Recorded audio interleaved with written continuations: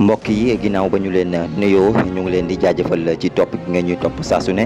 tey nag ñu xëyee xibaar bu métti xibaar bu tiis fii nga xam ne moom mooy ca Parcelles Assainies unité 15 fii rek ci booru géej gi ci corniche bi mu am nag ab kër goo xam ne dafa màbb depuis si 11h ci suba mu nekk nag mbir mu métti ndax depuis 11h ba actuellement il fait 14h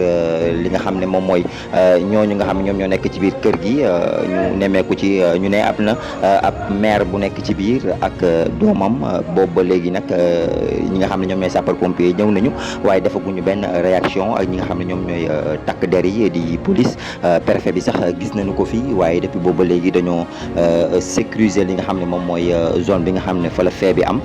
booba léegi nag dugguñu ci biir ñoo ngi xaarandeegum waaye nag li ñuy xaarandeegum peut-être ñoom ñoo ko xam waaye li ñu mën a jàpp rek fii daal nga xam ne moom mooy Parcelles unité 15 am na drame bu métti kër moom moo màbb fii nga xam ne moom mooy